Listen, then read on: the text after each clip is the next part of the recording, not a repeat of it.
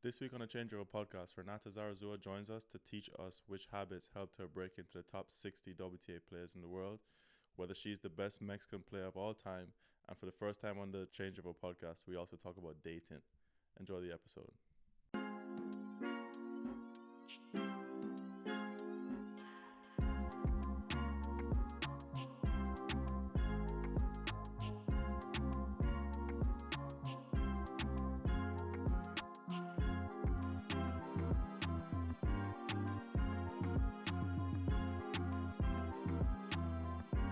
Let's get started with some overrated, underrated. Justin, you want to get going here? So, last week we sat here with Charlie talking for 15 minutes about racket specs, weight, and length and whatever. And today, before the podcast, I asked her what she plays with, extended racket or not, because she's short. So I thought maybe she plays with a extended racket. She said, "I don't know. They send me rackets and I play with it." She's 59 in the world. She's top 60 in the world. Yeah. And she said, "I don't know. They send me rackets and I play with it." She doesn't know if it's longer or if it's the regular size. And then Charlie's 800 in the world, and we're talking for 20 minutes about specs. So I just meant like I don't go into I don't know, so much into like looking at the racket like, oh, it's longer, it's shorter. I mean, I should know. I really should know what racket I play with, but I just don't pay much attention at it, like string wise, like, oh, the weight here, the weight there. They just give it to me and I kind of just play. You just make it work. So you've never customized a racket and you've never I've sent it to people and they just do it, but never, I think that's something I'm going to do this preseason because it really helps. I mean, I think, it can obviously help. So I'm going to do it this preseason. But why would you change now? You just made top 60 for the first time. You want to... Yeah, but you can always get better. Little things, I think, especially weight distribution in the racket. I feel like there's something in my serve that I need an extra help. Are they all the same, first of all, your rackets? Yeah, they're all the same. I'm not that junior. Okay. They're all the same, yeah, but I feel like I just need a few, changes. Or a few, a little help, maybe. Do you know what your swing weight is? No, 0% chance. No, no chance. You should know what it is. Do you know if it's head light, head heavy? No. I feel like Bro, I know, but it's shiny. It's a bubbler. It's bubbler. Yeah. It's a pure drive. But it's the regular. It's not the extended. then it's not the extended. It's the regular. I do remember now. You looked on it before you came. Even sometimes when I go to tournaments, because my brother strings at home for me, and sometimes I forget the tension. I'm like, I don't like. What do you mean the tension? I mean, he just does it. He does it, So you're at a tournament now. No, and I go to a tournament and then it depends. You ask your brother, what are we playing at this week? Sometimes it also depends the conditions, but sometimes I just forget just because I'm so used to someone having it. What strings do you use? I use RPM. That I know. RPM, what gauge?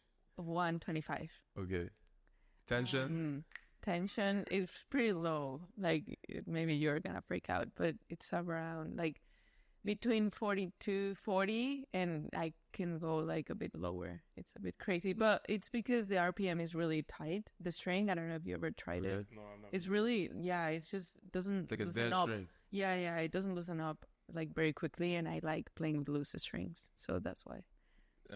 But I know Manarino, the lefty. Yeah, he's at 30 pounds. Or You don't watch the podcast, huh? It's okay. Why?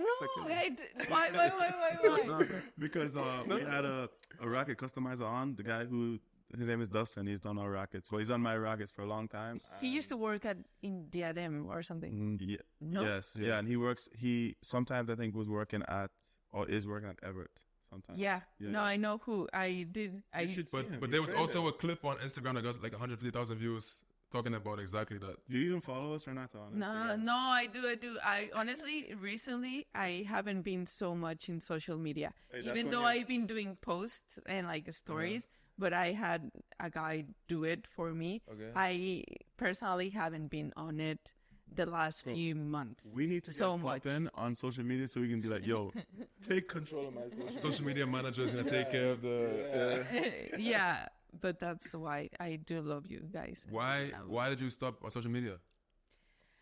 I I don't know. I feel like at some point this year, it has started like affecting me a little bit. Just looking, at people like saying like, oh, like Renata is doing good, especially Mexican people, that they get really excited, which in a way is nice, but I just started feeling a little bit extra pressure of the comments they were saying, like, oh, now she's going to be top 40. Now she's going to, like, they always wanted more.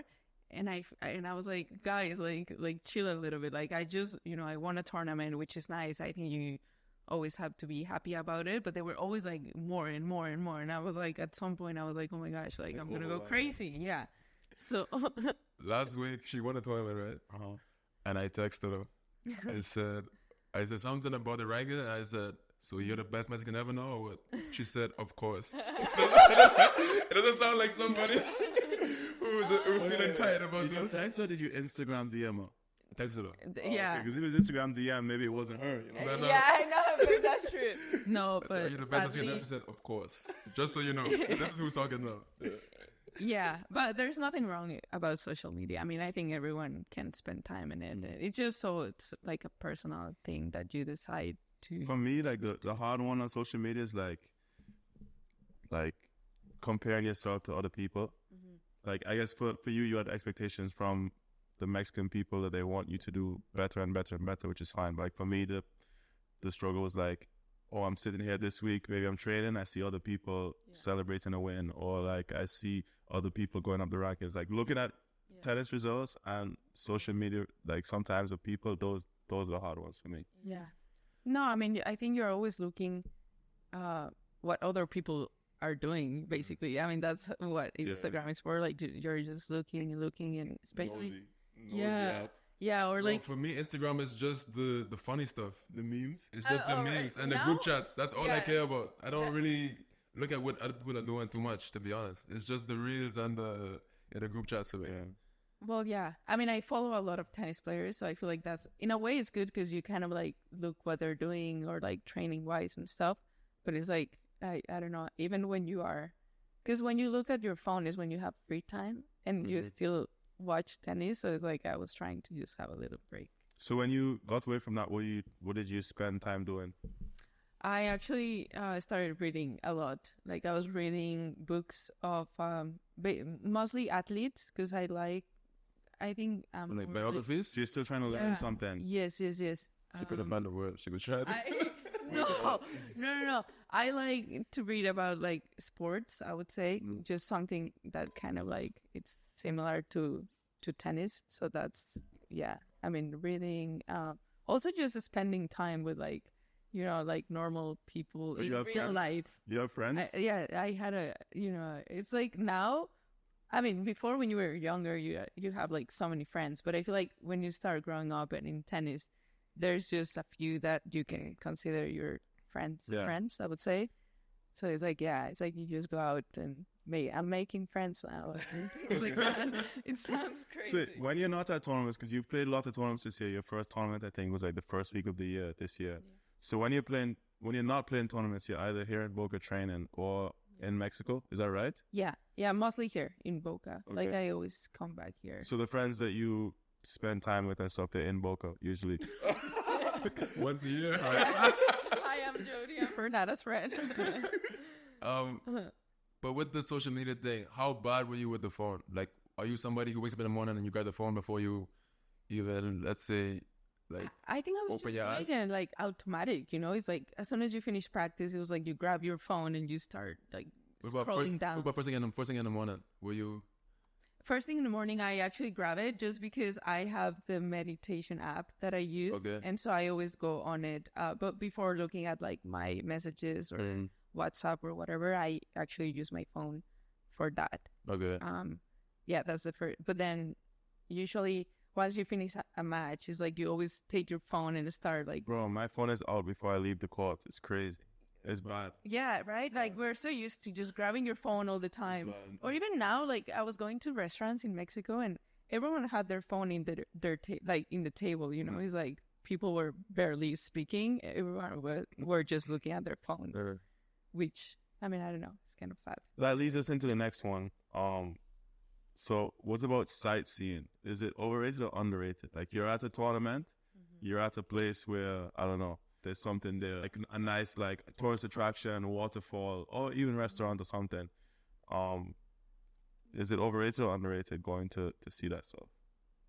And I'll preface this by saying, last time we had this come up, he badgered me about not sightseeing, right? Okay. And he was just in Sioux Falls and didn't do anything. He said he didn't go to the waterfall. That's not fair. I had intent to go to the waterfall. I wanted to go to the waterfall. You could have gone to the waterfall. I could have, yeah, but bro, like I was like... You were too busy. When you were in France with your deck, you all went early in the morning to go sightseeing. Went to a palace. But it's different, bro, because like, if I... Excuses coming. Let's see. No, tell me if I'm being reasonable, right? Okay, because when I was in France with Chidek, he had the quarterfinals or semis or something to play at like 5 p.m. and we went to a palace in the morning.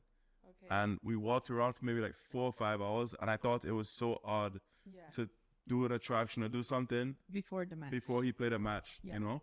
And now I play doubles. I play all the matches in the evening or afternoon. Like, I mean, I guess my match in Sioux Falls that week was first on at 11, so that day I could have gone. But every other day, I'm practicing so late in the day and stuff. So like, no, I'm with you definitely. I think it's I mean, you're saving energy to your match, you know what I mean? I'm focused. Yeah, you're focused. I think priorities. You know, like tennis is a priority. For example, if I played on Tuesday, right? Had I played Tuesday and I know I have Wednesday off, bam, we're going to the waterfall. You are waiting. Yeah. And then I lost, and I was like, I was out the next day. That's. So what about the day you played at 11? You said you practiced at 11 one day? Yeah, I should have gone. I played the match at first on 11. I should have gone that day. I agree. And what got in the way there? Nothing. Zero got in the way. So he's actually with me because I'm the guy who doesn't do anything. Well, no, I'm not with you because I had intent. I wanted to go. I actually had discussions. I talked about like a cafe down the... Honestly, sometimes when you're at a tournament, it's kind of hard to push yourself to go out. Like someone has to really tell you and like grab you. But the point that I was making is that I want to. Like I feel like an obligation to like experience some of these things. Yeah. Because like who knows the next time I'm gonna be in Sioux Falls? Like, what if it's a cool? What if it's a cool experience, the waterfall or something? And we were in Peru and I was telling this man, bro, go do something. Like go. There's like chocolate making and like there's. Why would I go make chocolate in Peru though? It's not. We're not in Belgium. We're not in Switzerland, bro. We're in Peru. So why am I making chocolate? If you're in Switzerland, you're going to make chocolate. That's like the Swiss thing. Like the chocolate is like unreal.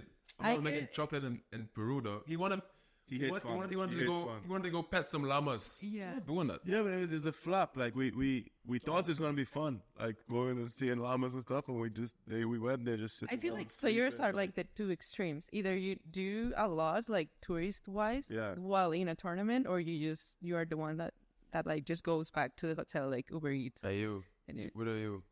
Honestly, lately, I feel like I'm so old now. I'm 27. I'm not like crazy old, but I feel like I just don't want to. I don't see the fun of like going out and seeing things, which is. So she's with me actually. So it's overrated. Terrible, but I've been in the two situations before. I know. I let you down. Sorry, but I'm a little bit like that. Just I don't know why. Like before, I feel like I was just more happy to go out, which in a way is a good way to get, not think about tennis. Yeah, I mean, it's crazy because when we went to the palace in France, we talked tennis for like 3 hours. You end up always talking about tennis. Like even when you're walking or like at a dinner table, something about tennis will come up. Yeah, for sure. So you've had a long year. I know you ended the year last year kind of late, right? Yeah. Because you were injured before or something, and then you had a very successful year. So you played a lot of matches, a lot of tournaments, a lot of traveling. How would you rate being excited for trips? Like, before you get on the road, are you always looking forward to it? And does it matter? Does it affect how you play on the road? I'm not always looking forward to it. I think. Like, let's say you had an indoor tournament to go and play. I think just really, for example, right now I'm really excited to go to Denmark on Sunday just because it's Fed Cup or Billie Jean King Cup, and that's like a team tournament, and that like brings you kind of like excitement, just being, seeing a little bit your friends. But yeah, I'm not always looking forward to trips, I would say, because you never know how it's gonna go. So it's like, I don't know, you can just go and lose first round. Have you ever gone and you didn't want to go? Yeah, actually, I flew to California, which is from Florida. It's like a big trip. I mean, I was gonna go there to play a 75K, which was a lower tournament. At the same time when I could have been in... No, what tournament? We were playing 15 to 25. No. I meant like I could have been in Asia playing some of the WTAs there. Into the 75 these No. And It's okay. So when we were flying there, I was like, oh my gosh. See what seat she's sitting in? This is her podcast. No, I'm not saying it's a lower tournament. I meant like... A less higher one. Yes, a less higher one of what I could have played that week. Okay. Because I could have been in Asia for someone of my caliber. Yes. No. As one of the greatest. Someone of my level. As the greatest ever Mexican. Yeah. No. I could have been in Asia playing some of the bigger bands. Yeah. Like WTAs. So that's why, I mean, just flying to California, it feels like you were never going to get there for some reason. So it was really far, and that's one of the tournaments I was not looking forward to go. But I'm pretty sure you guys, I won. That's what I was going to ask you. But then you know, once you're there, you're like, oh my gosh, like once you finish that week, you're super happy about it. Yeah. So you would say like feeling motivated and excited is overrated. It doesn't really affect how you play. Yeah, definitely. I think it doesn't matter if you're looking forward or happy about going to a trip. It doesn't mean you're going to do well that week. I feel like, I mean, especially in tennis, you don't know what's going to happen that week. Hey, what's up, guys? Sorry for interrupting the episode. It would mean a lot to us if you could subscribe to the channel. That's the best way to support us and help us to continue to make fun episodes with cool guests. Thanks so much and enjoy the rest of the episode. And you've had other weeks where you wanted to play and you also played well, or is it a little bit? There's every time I go to Mexico, I'm really looking forward just because, you know, the crowd, the people, the food, everything. And sometimes I do well, some other times I don't do well, but I'm always like happy to go. I think it really depends the country, you know? Yeah, like, I wish I could have the same experience or feeling, because like when I was going to France, I wasn't particularly excited to go. Yeah. Like I thought that France was cool and stuff, but I traveled so far that I got there and like the time changed. I couldn't sleep and I was like not feeling it. And I went first round. And a 6-week trip suddenly became a 3-week trip, you know? Yeah. But yeah. Yeah, that's true. I mean, I feel like every tennis player, once you're traveling to that place, you start doubting, like, oh, did I make the good decision to come? You have to take flights. Like a flight, sometimes a train, like then the Uber or like the transport. And then in the meantime, you're always thinking like, oh my God, hopefully this is worth it. Yeah. But I'm pretty sure that happens to most. I mean, unless you have like a private jet or something. Yeah, that's true. And we need one. Yeah, if someone wants to sponsor us. Private jet. Yeah, we are open. She can sponsor us, bro. You're top 60 in the world. So how are you traveling these days? Like, is it with private jet? Economy, bathroom seat at the back. But I mean, like, are you by yourself? You would coach, physio? Actually, it was funny last week. Normally I travel with my dad and my coach, but Dad and coach. Dad and coach. Yeah, only 2 people. Two more. I can barely afford myself. You got 2 + 2, only 2. Yeah, but 2 weeks ago in Tyler, Texas, I actually went. Well, my coach was there with me, but we were staying in different hotels, and I was just alone, like in the hotel, because it was not the official hotel, so it was just like a random hotel there, and I felt so lonely because it was just me. It was at 100K. And you weren't in the official? Why? What? Why weren't you in the official? Oh, because he was staying in the official, and I was staying just somewhere else because I wanted to. I wanted to stay in somewhat. Well, yeah, because now we get paid 1 room in those ITFs, 100. So he took my room, and then I went to other one, and it was just I felt so lonely, but it was at the same time I was like, I can do whatever I want. I don't have to let anyone know what time I'm leaving to the club, like what time I'm coming back. So it was, I mean, honestly, it was like one of the best weeks of this year. It sounds crazy because I was in Texas. Like I was like, I was trying to make friends. But how do you do that? walk me through that. How do you try to make a friend? Like, what is your process? You looking for friends or? No. I would never do this. That's So like I just wanna know. that's like a secret hidden talent that I have, making friends. I cannot share my. Would you share it? Would I share it? Yeah. Making friends? Yeah. How do you make friends? I don't know. Like you just. I mean, I guess. First of all, you have to be nice. You have to be nice to No. people, Justin. You can't walk around with your headphones on everywhere you Yeah. go. You know, noise canceling. No, Someone you trying to talk to you can't hear it. Yeah, that's me.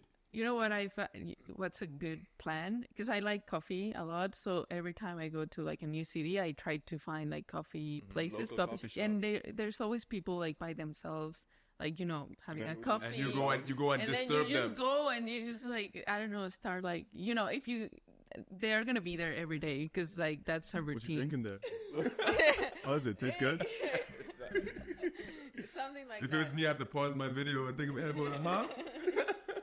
So yeah, that's how you make friends. I don't know, you go to places. That's the easiest thing. Yeah, just go outside. Yeah, you go outside. No, that's one of the things. Like Shadek was like, he does shit. We went to the spa one day. Like, just go out and just do stuff besides going hotel courts every day. Like, he went running one day. I would never do this. The man ran 5 miles in the morning No before way. he played. Yeah, you know he told me to. The most Who is that? Clement Shadek, French player. He's like Yeah. Pretty fit. the most he's ever ran before a match, not on purpose, but the most he's ever ran was 9 miles. Oh my How do you run 9 miles not on purpose? What do you mean not on purpose? That's so crazy. But how not on purpose? He just went out and like. I can't remember exactly how the story goes. Something about like he was supposed to get transport back, but then the matches ended up ending like going faster than it was supposed to go, and now he needs to get back faster than the transport can take him or something. I don't remember. I actually saw recently that this Chinese girl that it's in the finals, playing the finals. She said there is no friends on tour. Like they kind of asked her who is her friend, and she was like, "Oh, I have no friends because they are all competition to me." So Isn't that kind of true with the women though? Like you guys are not as. I mean, she said it pretty like straightforward. Not like zero friends, but like Yeah. I feel like you guys don't often share coaches, and you're less nice to each other. Less what's the word like? Less nice. We're Less so nice, mean yeah. to each other. Yeah. No, I think probably in girls we are less. We have like less friendships than in guys. I would say. Is it personal for you, matches? I don't see it that way. Like she was saying that she just cannot have a friend and then kind of play against her because it's.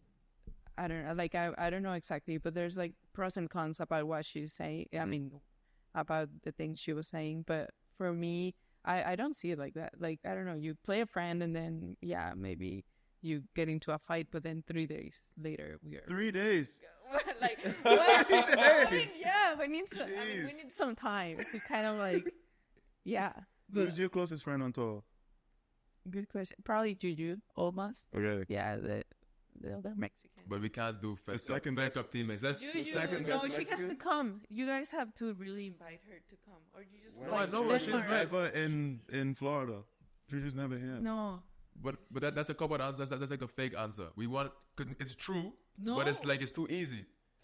Fed Cup, like doubles partner, like no. We need somebody. my other. Yeah. Well, you're putting me in the spot. Then my other friends will get mad at me. Okay, name a few then. Name three. Three friends on tour. And you can't talk about Juju or me or Justice. Oh my god! Wait, do I have really friends? Okay, let's say. Well, Emiliana Arango is one, the Colombian. Okay. I really have. One with the backwards hat. Yeah. Okay. Nasty player, but she's good, huh? She's so good. Yeah. Oh, really? Why do you like her so much? What do you mean? Because she like looks like the game style is sick. That's true. I haven't even seen her in like 2 years, but I remember seeing her like a while ago, and I was like, she's like, gonna be like a good. man, kinda. I guess I don't know, like good forehand. But like the style, like she was the backwards hat and she Yeah. wears shorts, like. Lourdes, they're all gonna be probably from It's okay. South America. Lourdes Carle, this Argentinian, and Julia Riera, Argentinian for sure. They are my closest ones. I mean, So if you play one of them and the match is done, you don't talk for 3 days. I've played both. Well, no, I played actually both of them, and next day we were fine. So So one day. one day, yeah. Okay. Yeah, one day. You know, Justin and I played back-to-back weeks. Like against each other? Yeah. I we were roommates. No. Did you guys warm up together that same day? Or no? No. No, right? I don't remember. But we have before. The time after that, Mexico? in Mexico, we did. Because, for example, I feel like that's something that it doesn't matter. Like, you guys are going to play each other. You know each other's game. Yeah, You must as well just warm up together that that's true. morning, right? Are you against that or in favor? No, I don't care. I feel like the match is so different. Yeah, I right? get it, Yeah. Yeah. That's But it's still kind of weird. Like, imagine you and I are about to play. We warm up together. I don't want to be like, yo, can you hand feed me a couple of backhands there? You know, my backhand feels shit to let me hit a few more. Like, Yeah. you know? Yeah, it can be, I mean, it's tricky, I would say. See me winning the warm-up. You're so excited, like, oh, I'm winning the warm-up. Yeah. But playing friends is always awkward. Yeah, it is weird. Like, at times can be really weird. Do you take calls? If you played a friend? Like, if the ref makes a horrible call, will you ever be like, If she does it too, yes. But if there's been some like but only when it doesn't matter, right? Or also when big 5-0, 30-0, probably I would take it. Okay, it's a good question. I don't know, honestly. I feel like I can tell you something, but in the moment I would probably just do whatever comes. Like, it would really depend, like, the situation. That's bad, right? I should be like, no, I should be fair. But I'll just be honest. But honestly, I don't know what I would do. I don't You just let the referees do the work. You know, you don't get involved. I mean, if it's really obvious, then I would, you know. Well, you know, Renata's playing the tournaments with the automatic line calls. There's not even a referee on the court. It's just. Yeah, that's so crazy. How is that? Is that weird? It's weird because sometimes it's really it can be like a little late, so you're like you don't know what's going on. But obviously, it kind of gives you, I mean, kind of like a more relaxed like way of like hitting lines, yeah, and knowing that they're not gonna. You aim for lines? Yeah, of course. That's my plan. Plan A: aim for lines. Just go. Can you actually tell us? Can you actually tell us if you had to? What's my game plan? Yeah, if you had to. Oh, you can't tell us. Like what goes through your mind? Like, do you if you're playing someone, how aware are you of what this girl does, or are you just focusing on yourself? And if you're focusing on yourself, what would you describe your game style to be? No, I'm someone that looks a lot like how she's playing or what's bothering her. I think sometimes when I think about my game and what I have to do, I kind of mess up pretty bad. So just because I'm thinking too much and it just doesn't come natural. So I always try. You take the attention away from yourself and put it into yourself. Yeah. I mean, you always have to have your kind of like plan and be disciplined and like do, you know, like, I don't know, hit the serve here and then next ball here. But I feel like my game plan is always based on who I'm playing. Okay, so you're not heavy on your own patterns. Yeah, because I'm not someone that would just go out on the court and hit 70 winners. You know, I have to work out the point, like things like that. Yeah, so that's why. Do you believe in the women's game? Because we had Charlie on the last episode. What did he say? He said, as a shorter player, that he has to take time away from their opponents. Otherwise, he's going to be doing a lot of the running, and he doesn't want to just be running all day. And as a smaller person, you don't have natural power most of the time, so you take away time by like with angles or like taking the ball earlier in some times and that sort of stuff. What do you think of that on the women's side? Like, is it okay to be a smaller person, more defensive, and just make a lot of balls, or do you agree with him that you have to be aggressive as a smaller person? No, I mean, I agree with him. I think if we, you know, the shorter person, we gotta have a good footwork. Obviously, that's like number one rule. Otherwise, we kind of like don't generate as much power as probably other players. But I feel like lately, I mean, there is some in the women's tour that are pretty small too, like Putin Seba, Lauren Davies. I don't know who else, but some others that even they have like a great serve. Like, I just feel like the height doesn't matter too much in women's Probably in men's. I mean, with the serve difference and all that, should be a little harder. But yeah, I don't see it like as a weakness. I just feel like you just have to find different ways to win a point, probably. Or sometimes it would take you, like you have to. I mean, at the end of the day, even if you don't want to, you really do have to run more. You have to run more than like probably other players. Okay. Just because, you cannot just slap winners here and there. Go on. When you're serving, do you feel it's an advantage? Like say you break serve, do you feel like I'm in charge of the set now? Or is it both games are like... I panic. I'm serving and I'm like panicking. No. Please no serve. Lately I've been serving better. Okay. You haven't watched me, obviously, because you don't support me enough. I actually watched you play at the French. You can just turn on your huge TV that you have here. Those are huge, like if it's a huge 55-inch. Yeah, huge, pretty TV and put tennis channel. I watched you play French Open, I think.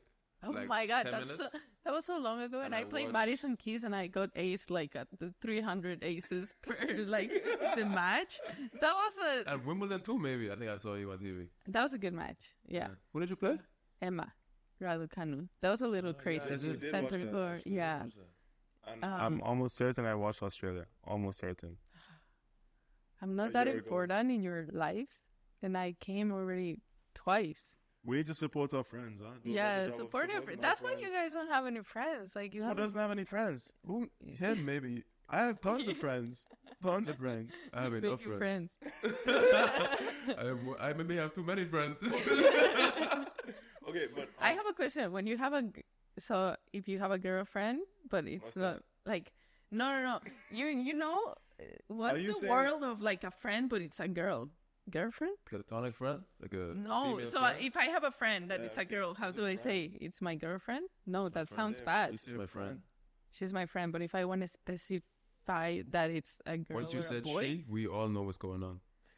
I know, but like how do you say if you let's say you're gonna see a friend like a woman friend tonight? What do you say? Do I need to specify to you that I'm going to see a female friend? Yeah. How do you say I'm gonna see my? You don't see. I'm gonna see my. I'm gonna go see my friend Renata. Okay, you say the name. There you go. I was always so confused by it because I was like, how do you say a girlfriend, but without saying girlfriend? Yeah, girlfriend is. I mean, yeah. You gotta keep reading you're them dating books. someone. Keep reading them books. You're figuring it out. This podcast is like my English lessons. You know, while we're on this topic, we asked Instagram some questions, and one of the questions was about dating as a tennis player, and we've never actually talked about it on the podcast before. And I'm the right person to answer. Yes, this is the right time to ask that question. Well, how is it, in your opinion, being someone that travels all the time?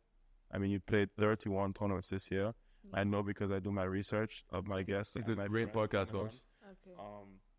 But how do you find balance in that? Do you find it difficult? What's your thoughts? Go. Speak in English. I also want to have your opinion. So, come on. Yeah, yours. So I think, a lot of people say like dating long distance, it's so difficult, but I don't find it that difficult just because, when you're kind of like committed with someone, it doesn't matter if you're one country away, 2 countries away, or in the same place. What about 10 countries away? Time zones? No, I just feel like there's always, if you really love each other, there's always a way to keep the relationship going. Okay. I don't think long distance is a bad way of like dating someone, or it's obviously, it's obviously hard at times because maybe you want to be with that person, like spend more time with them.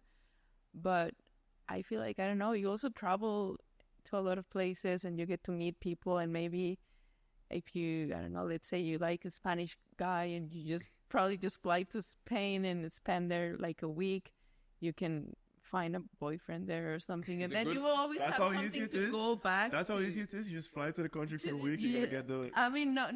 Maybe no one will assure you that, but you can, I just feel like as a tennis player, you have so many chances of meeting people, and committing or like being in a relationship with them. You think so? Yeah, you guys don't? So you think that it's easier for a traveling tennis player to date than someone who, let's say, lives in the same place and works in the same place? They don't travel. I mean, he can't get to Sioux Falls. He can't go to the waterfall. How are you gonna find a woman? Every day I was walking from the courts to the hotel to the courts. I know. I don't know. According like, to you just fly to Spain for you a week know. and you're gonna get someone. So no, I'm just saying, like, if you might go to Spain, no? Might. And you just, I don't know, I just feel like you get to meet the different cultures, like people everywhere are kind of different. You know, if you're in France, the girls there or the boys there are probably different than the ones in America or things like that. So you can find the right one for you. That's what I mean. Let's say I don't travel and my lifestyle is just here in Florida. Mm-hmm. Then I'm just going to have like one type of people that I like. You know, just because, let's say, I don't know, I work somewhere and I go there every day and maybe, I meet someone there and we become like, we start our relationship, but I never got to experience other cultures. Okay. That's what I mean. I agree with you that I think it's still hard though. I think the distance thing is not as hard. Like, I agree with you about the distance thing, like doing distance relationship and stuff, but I just think it's so hard to... Like, how many weeks have you gone to tournaments? And let's say of the 31 tournaments, maybe at a higher level, it's a little bit easier because they have like these things combined for you guys. Yeah, I guess combined event. No, but also they have these like things planned for you guys sometimes. No, they have like activities you can go and do stuff. But like for the most part, at futures and challenges, it's like hotel courts. That's it. You know, not everyone goes to the coffee shop. And, hey, what you drinking? No, I swear that's like the perfect plan to meet someone. I'm not kidding. Coffee shop. Yeah, because it's like, I mean, most of the time people are like by themselves there, and usually they have their routines, you know. So it's like every morning they go there. So it's like if you like someone, you just go like at the same time the next day and things like that. You know, if you find someone at that coffee shop, she's for sure like she or he is for sure gonna be there the next day. That's something. It's the only way you can know that you are gonna see that person again. Because, you know, as a tennis player, it's like we travel 1 week and you see someone and maybe you don't know if you're going to see that person again. Let's see, staff people or like people at the, I don't know, hotel, whatever. But in these coffee shops, you know you're going to see that person the next day. I think... But you don't agree with me, I know. No, I don't. I know, you don't have to say it. I think... You're but right. What's the best way to find a person for you?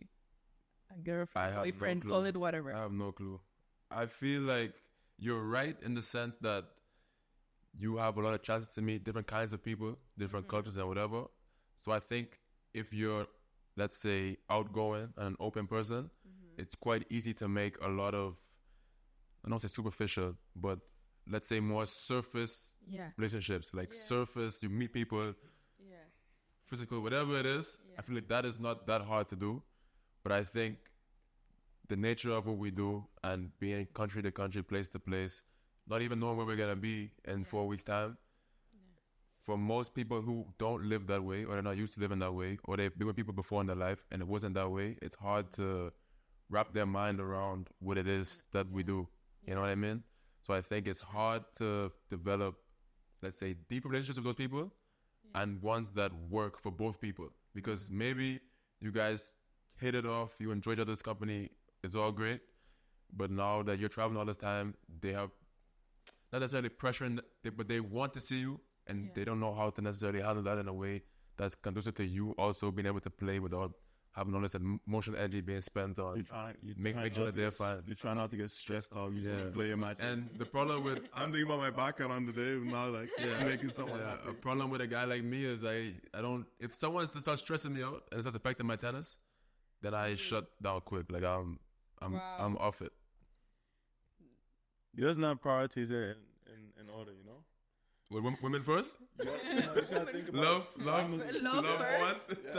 So what would you rank top? Like love, personal life first or tennis first? What's your top 2 priority? I mean, yeah, like. Well, that depends. I think that changes for people because at some point people are gonna be. I know people, but you. Me right specifically at 29, I would say it's maybe around even now, maybe. But like I would say before it wasn't. Before it's been tennis. Before tennis was number one. Yeah, but then that's what I'm saying. It changes. So I think the older someone gets, maybe their relationship with tennis starts to break. You know, maybe they're mad at tennis because tennis isn't working out the way they want tennis to work out. Yeah, you're like breaking up with. Yeah, exactly. You're breaking up with tennis. You're getting a new. Give me a break. Yeah, that's true. I think that's how it works. Yeah. And when you've had, let's say, a person you're seeing, do you play better or worse? Or doesn't affect you? Very, very deep question. That's not that deep. That's pretty shallow.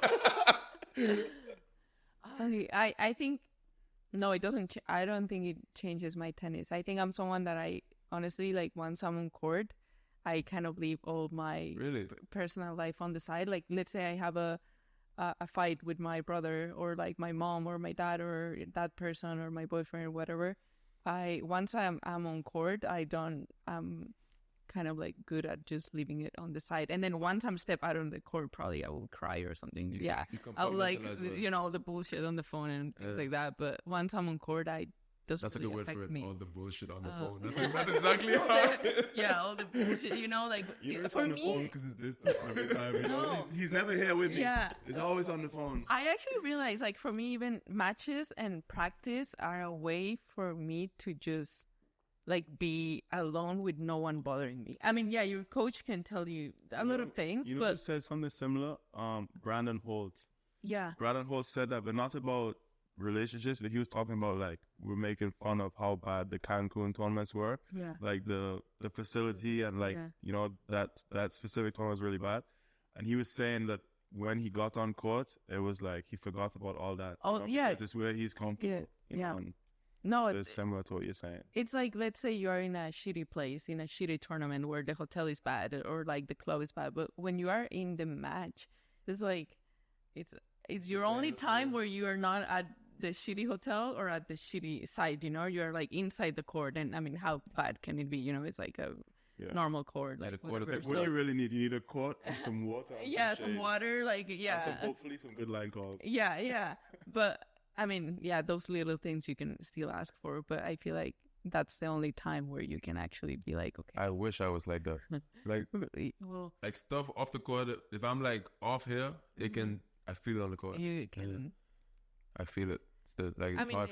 That's why like talking about the France thing, you know, because I guess one of the questions here we talked about like having fun while playing or practicing. Like for me, I'm the kind of person who needs to enjoy my life off the court as well to enjoy it on the court. Because like sometimes in the past my tennis is tied to the outside and my outside is tied to the tennis, you know? Yeah. But for you, like for example, you said you weren't looking forward to going to certain tournaments, you still go and perform. Like for me, you could not. I don't even think I played that bad, but like it's very small margin. So who knows if, you know, it could have changed a few points here and there and it would have made a difference. Yeah. No, it's, You need to teach us what books to read.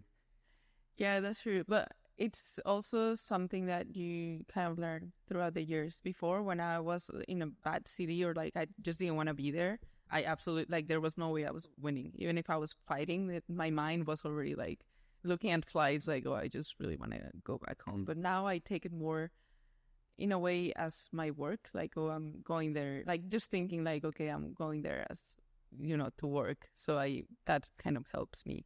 When's the last time that happened to you? You're playing a match and your mind is on the flights. On the flights? Yeah. It happened to me once this year.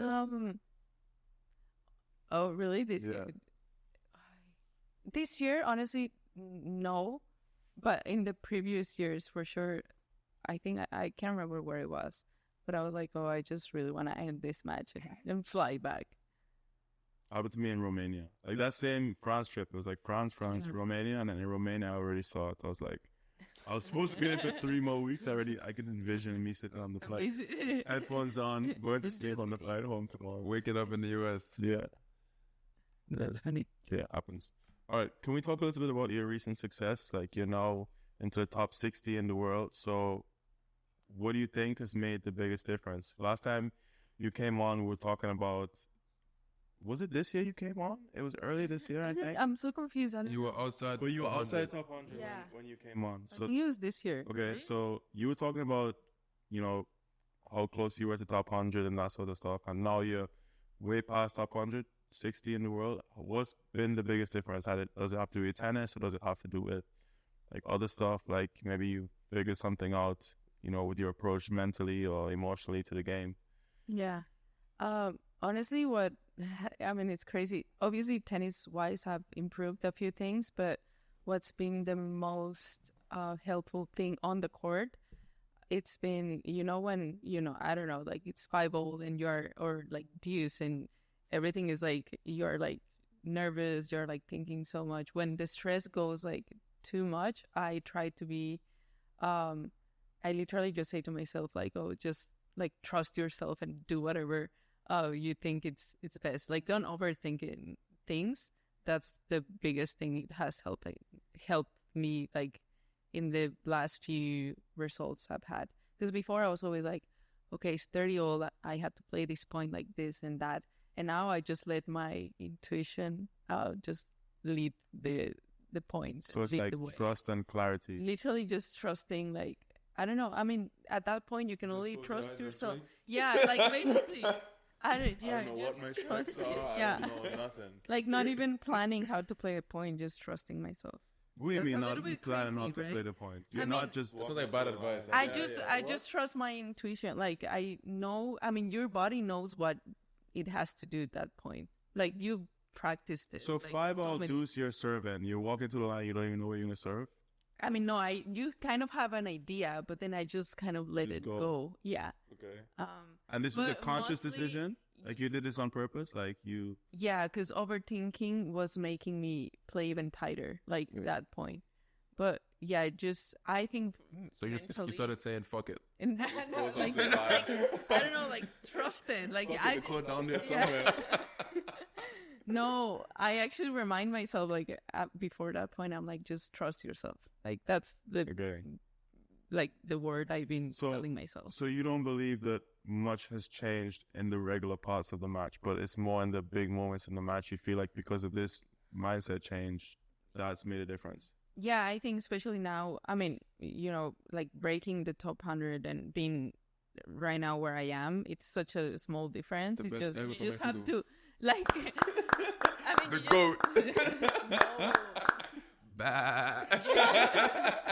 Basically, you just have to win the important points at the right moment and the important matches. Where before I was getting so stressed, so tight, thinking like, oh my gosh, like this is my only chance, my only opportunity. Whereas of now, I just here's my question. So let's say I'm the kind of person who my forehand line is not my best shot. Let's say in practice, I'm hand-fed forehand lines and I make it 3 out of 10 times. In a match, 5-all deuce and I get that forehand line. In your mind, are you going for it forehand line or you're playing to your strength still? No. Because then it's a bad decision, right? Yeah, it's no. If I go fuck it like bang, I can do that. No, but I'll probably go into the wall. I think if you have the right mindset, like if you're like at that time, your intuition will tell you to go to the safest, but like your strengths. So you're not gonna go. So in those moments, you're still not reckless. You're still going to what you know that you can do well. Yeah. So if you know you don't have forehand line. Yeah, let's say for me, I like doing drop shoots a lot, and sometimes it's not the right moment, but I know that is one of my strengths. So if I think to plan a drop shot is it's not easy, because you don't know, you kind of have to be in the right position on the court. So that's what I mean, but I just trust my intuition that even if I'm running, I'm gonna maybe drop shot and defensive drop shot. Yeah, defensive drop shot, which probably is not ideal, but it will maybe or maybe not work. But I will do it and try it because it's for me is one of my safest shots. And if you miss it or if you lose a point on it, I'm still you can live with it. Yeah, because I know that it's something that it's one of my strengths. So it's like, oh, okay, like if I would hit probably, let's say, maybe my forehand down the line, which is not like pretty good. I wouldn't go for it in a like a really, I wouldn't try to go for it. So there's still some responsibility in those moments. You're not just... I'm not just fuck it and let it go. I'm actually being smart. But yeah, I think the biggest difference it's also just been mentally. Honestly, meditating has been helping me a lot. Not only in tennis, but in my personal life, daily life. Hey guys, quick break. Justin here from The Changeover. Gonna talk about Pro Stringer. It's a great machine that I use, Jody uses, and a lot of other pros use as well. You can use it at home, on the road, really anywhere there's a tabletop surface. It takes me about 25-30 minutes to string a racket on this machine. It is easy to travel with, fits in carry-on, suitcase, tennis bag, no issues at TSA. It's a big money saver, and you can save even more when you use our code CHANGEOVER to get $100 off the machine. Back to the episode. What do you use? Which app? Calm. It's called Calm. Good. Yeah. I find it a little bit more entertaining, like a guided meditation where it's actually really good. Like they tell you, so you just like follow it.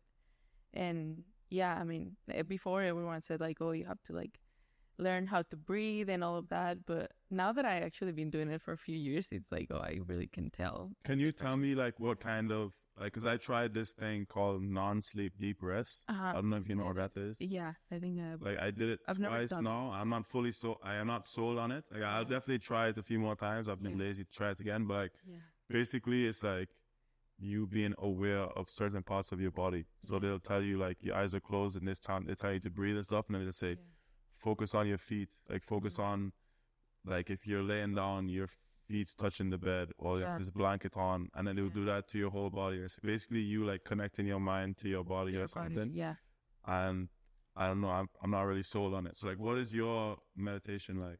So it doesn't really, you're saying it hasn't really helped. I've only done it twice. I did a 20-minute one and a 10-minute one. And oh my God, twice is it took me like a year to actually No, that's what I'm saying. But like they're saying... What he is doing every day is journaling though. He likes writing his feelings. Oh yeah, that's how... Oh wait. Do not make it sound like that. No, but it's good. It's good. I think it's good stuff. Fucking guy. Yeah. No, but I was saying that the non-sleep deep rest also, like, it's supposed to make you feel more energy. Like if you didn't sleep well or something, it's supposed to like a certain amount of time doing that is like supposed to recover some you kind of sleep. Yeah, and I was like, I woke up just fucking like I want to go back to sleep. Wait, yeah. Like I tried it on a day where I had a match the next day. I had a match that day and I didn't sleep that well the night before. I don't know if I was anxious or something. I said, let me throw in a 10-minute session here. And it didn't work. It didn't work. No. I wish I could tell you. I don't know about that specific sleep stuff, but about meditation, it really took me like a year to actually see the differences. What do you feel? Because when I do it, I had meditated as well. I just feel like over time, I'm less moved by my emotions. So like, you still get the emotion, but I don't feel like I react to it immediately. I feel like I have a little bit of space before I actually, Yeah, no. Yes.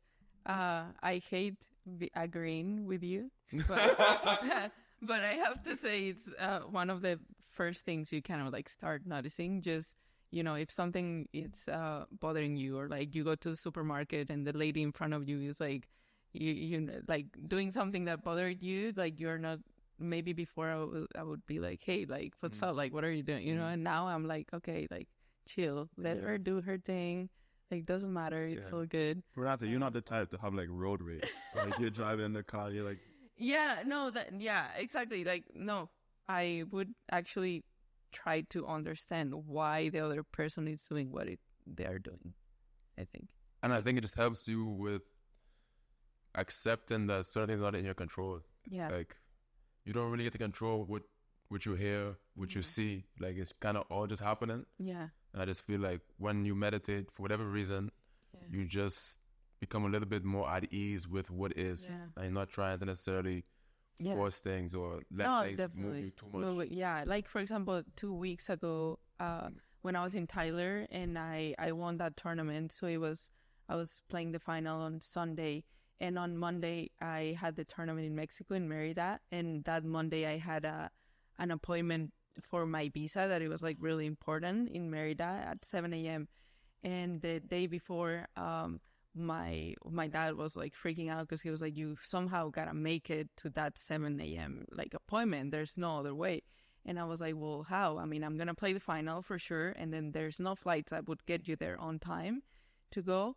And my dad, my dad was like, no, but there's, you maybe once you finish your match, you're gonna drive to this airport in Dallas and then fly and spend the night in Mexico City, and then the next morning they're gonna drive you to. And I was like he was just making this like huge thing about it, and I was like pretty chill. I was like, I mean, there's always, it's not the end of the world when you don't make it on time at some appointment, even if it's like a really important one. Like there's always a solution. I've learned that. Like there's always a solution.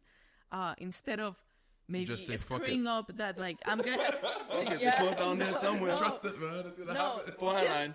Imagine if I would have listened to what they wanted to do. I was going to play my match thinking I had to catch a flight that day, which is obviously stressful. And then I was going to sleep in Mexico, and maybe who knows if you're going to make it anyways. So I was like, must as well play it safe and be smart and like chill and know that like there's a solution always. Like you don't have to. This is rescheduled. And what was the Yeah. solution for you? So no appointment and no visa. No, just kidding. So that day I played my final. I went back to the hotel. I had like the whole afternoon to pack and fly the next day to Merida. It took you to pack? How much stuff do you Well, pack? no, like the whole afternoon to just be in the room, like figure it chill, out. like figure it out, like do a little recovery, and then the next day I flew. I missed my appointment. Like it was all good. They rescheduled it for a month later. And then I got there like with enough time, like everything was good, but my mom, my dad, like they were all like, no, we have to, no, like there's always a solution about it. I just feel like, And meditation taught you this. yes, no, really, because otherwise I would have been like, oh yeah, I have to get there somehow because there's no other way. So yeah. I'll give it more than 2 sessions then. No, but I've been doing it for like 2 years, and now like lately I'm like, okay, it has worked, like it's worth it, but it takes time. Good. It's like tennis. You work, you practice, but then you don't know The when results it's gonna come- kick in, yeah. right? Like you don't know when the results are gonna show up. And as you've gotten better, has the feedback from other people, like maybe not just the Instagram, like Mexican fans and stuff, but people who actually want to help you, like coaches and stuff, do people try to give you input, like advice, like maybe you should try to play this way, maybe you should try to play on these surfaces? Do you get more feedback from people, or you keep your circle kind of tight? No, yeah, I do. I mean, I've been working with my coach, and I feel like I have my team kind of set. And those are the people that I trust the most, because maybe other coaches or other people can tell you something, but maybe they don't really know your game like 100%. So yeah, I mean, my coach has been adding some stuff, based on what I've been missing in the last few tournaments. I feel like you can always add things to your game. Like some lead tape. Like, literally, or, yeah, like, freaking put the serve on the court. Or, That'll help. yeah. You remember we were hidden at Windmill Park on a Saturday morning? So we're hidden. Yeah. Like we just, I don't know why we're hidden, but we're hidden over here at the courts close by the house. And on the courts behind us, some guy comes with his son. Okay. And they can't put 2 balls in the court together, right? But he sees us hidden. Oh, I remember He sees us hidden. Okay. And then I go to pick up a ball by the fence, and he standing there. And he goes, "Got a nice game, but it's not all about power. It's not all about power." And he walks away. It's like, bro, Oh my God. Thanks, brother. Oh, what do you want me to do? Thank you, bro. Thanks. And he can't even play tennis. He's telling him it's not about power. wow. Yeah, no, because the other day I was practicing, and I don't know why I kept like missing a lot of backhands, but I was working on something, and I just didn't, it was not working. So I was like missing, and the guy, he was like a member of the club, and he was like, oh, I bet you $150 if we play a backhand to backhand game up to 10 with like no alleys. It was just a cross court backhand to backhand. And I'm pretty sure I win, you know. I will beat you even if you are 80 in the world. And I was like, okay, like we can try it. But I told him I was gonna finish my practice and then go play with him. So he waited like the whole practice, and I was like, this guy really like thinks he's gonna win. But I'm like missing because I'm doing something like, I mean, not on purpose, but like You're working on something. So he was like, no, like for sure, like your backhand basically sucks. So I was like, okay. So we Okay. okay. So we start the game, and he just couldn't understand because I mean I started making a few, and he really thought his backhand was like unbelievable, or maybe he was gonna, win. Did he pay you? Yeah. And it was like in 5 minutes I won $150. I was like, oh, this is fun. Do you want to play again? Like next weekend, maybe we go for it. What is wrong with this guy? Yeah, I mean, I really feel like some people, you know, and when you're older and you, I guess when you play with other people and you really think you're good, you can just beat anyone else because maybe they just didn't. Maybe he saw me too. He didn't know you were the best ever from Mexico. If he knew that, he would have. Excuse me. No, in case you didn't know who I am. By the way, no, I'm just kidding. No, but it was just so funny how you can just win $150 in like 2 minutes or like 3-5. People first round the futures don't make $150. They Renata made in 5 minutes hitting the back and cross it. But I was gonna say that maybe just some people don't understand that like you actively try to work on something to make your backhand better. Yeah. That doesn't mean that your backhand's bad or you're missing it because you're trying to do something. You can just go back into competitive mindset and just make the backhand. Yeah, like I don't know. I feel like people judge very quickly or very easily, and they don't really know. I feel like life lesson for the viewers: don't try to play Renato's Mexico backhands. Don't play me. Don't try to play the best Mexican ever in the crossword backhand game. You will not win. But speaking of games, Justin, should we get into the game? Right. Wait. Have you seen any of this? No. What's the game? We're going to play a game. This is brought to you by QUIZLET. You know QUIZLET? Have you ever had to do online school? Forget about it. I went to school. This segment is brought to you by QUIZLET. So we're going to play first to three. Okay. I'm going to ask a question. Shout the answer out. You don't have to shout. You can just say it. Just say the answer. Whenever you think you know it, say it. But if you say it and you get it wrong, he's a chance to rebut with another answer. Oh, so only one people answer. We both can answer, but like if you say your answer, you can't say another one. Okay. You have to wait, and then you can try again with another answer. And if you guys get it, vocabulary, please. Yeah. And no math. If you guys both get it wrong twice, we move to the next question. Okay. First to three, and then we call it. Jody, I thought we were in the same team. Are we gonna go against each other? You'll be fine. Now? You'll be fine. We'll still be friends. No, I don't want to lose my only friend. Question number 1. Which country has the most women in the top 10 in singles? Spain. No. Why did I answer so quickly? Wait, sorry. Can we start again? No. No, please. No, second chance. I just went, like, I don't know why I did this. No. Please. Please. Please. The United States of America? Yeah, of course. There are 4 of them.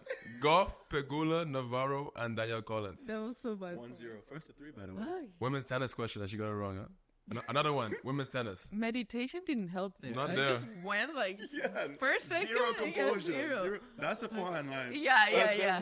Forehand, yeah. Who won the WTA finals in 2023? Last year.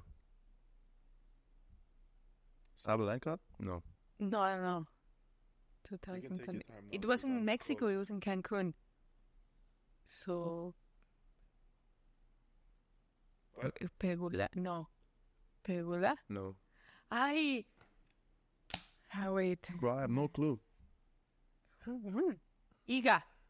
Yes. Iga. Is that fair? Well, you both went, right? No, I won. Yeah. You both went. You both went. I didn't even know who played. Wait, who's the woman? Who's the WTA Tour now? But I heard that event was not great. No. No, it was raining a lot. And the preparation wasn't good. Like it was like because they didn't let them know like with a lot of time like ahead. So it was just hard. 2 sides to every story, huh? This is not how they framed it. Okay, we're gonna go a little geography question now. Which country has the largest Spanish-speaking population? Bro. Spain. No. What's wrong with What's so Spain funny? and me? Wait, no. I didn't understand No. the question. Can you like? You heard it. No. It's my turn to guess. You heard it. I will say it again after he answers. And I'm going to guess. Country. Is it somewhere in South America, bro? Argentina. You can't do this. Stop. You know, that was going to be my guess. I didn't say it yet, though. It's the funniest possible answer. The answer to this question is Mexico. Yes. Ain't it? Yes! It is the Wait. funniest possible Let's answer, finish strong bro. here. Let's Wait. finish strong here. Come on. Oh my gosh. Come on, let's That's finish strong ridiculous here. for my part. 2-1 Let's finish strong to the here, good Jody. guys. Come on, bro. Come Oh on. my gosh. I'm actually typing. Are you ready? Don't do Yeah. I math. want you to focus. Do not do math, Justin. No. 48 minus 9. 48. 41. I know. 39. Yes! No, she can't do it. You went. No, I No. didn't finish. We got I won. I heard you. You said 32 or something. No. Yes. No. Yeah, I was you saying said- 30 something, and then she gets the wrong answer, so now I can wait and take my time. No. That was her. That I thought was I heard you not fair finish play. the... You thought I said 32? That's what I thought. You think I'm shocking at math. Yeah. Now you're just taking the point away from me. As soon as you Yeah. rinse math, you Hey, Yeah. we're gonna... Since I believe in you with all your passion, Oh my God. Yeah. Hey, Friendship. I'm believing Hey, you. watch this. I'm going to win this game regardless. 2-all. Fair play. You didn't want to do math Jody. again? No, that's my worst nightmare. I was going to get to 2. Come on, bro. Don't do Okay. math again. Do No, not no. do math Tennis again. question. Tennis question. Okay. Which racket brand... Babula, your next night, whatever. You understand? Nike. You always say No. Nike there? Which racket brand has the most women in the top 10? Yannick. Wilson. That was unreal. No, that was no. That was unreal. How did you do that so quick? I thought you didn't even know about Can you name them? WTA It's players. a pleasure. It's a pleasure. Can you name them? I can name a few. Okay. Yeah. Rabikina, Yeah. Pegula, Yeah. Navarro. Wait, Pegula Yeah. is not John X. Yes, Wait. you're next. You're next. You're Yeah. next. Stop. Sorry. How many is it? One more. Rabikina, Navarro. Who did I say? Who's the other one? Pegula. You said 3. The fourth is a sleeper. I don't know who the fourth. She's 4 in the world, but you wouldn't even think about her. She's about her. really? She's about her height. Yeah. Honestly, yeah. I wonder if she's my height. I know. Italian. Yeah. Paolini. Yeah. Yo, The man said Yonex quick. How good am I? And you guys doubt me every blasted episode. And I was gonna get the math thing too. Yo, that's That unreal. was no. You knew the questions before. No, he didn't. I'm begging him not to do math. You have not. This is how I know you don't watch our podcast. I said, what was it? I 14 times 3 is 72. You Minutes don't ago. watch my matches. I don't watch your podcast. See, very- and Eye for an eye. That's how it works. She's We need to- spiteful. See, that's the problem with women's store. guess what? I'm gonna do some guided meditation. I'm gonna watch some seconds. Okay, that's what I'm gonna do. Renata, thank you. Thanks for coming on. This is a lot of fun. For the people, why don't you let them know what you have coming up before we roll out? What tournaments you're gonna be at, so they can also watch you and support you on their TVs at home. And why are you still playing so deep into November? Can you stop arguing with me? He's Sorry. always so aggressive to me. Give me some space. Do I look at the camera? Or do I look like... You could just tell us. Okay. So I'm flying to Denmark for Billie Jean King Cup. Mexico against Denmark is a really strong tie, but it's really important for us. So that's what's my last tournament of the year. And then preseason and then Australia. Nice. Yeah. Let's go. That's my plan. Good luck. Thank you. Thank you. The greatest Mexican ever.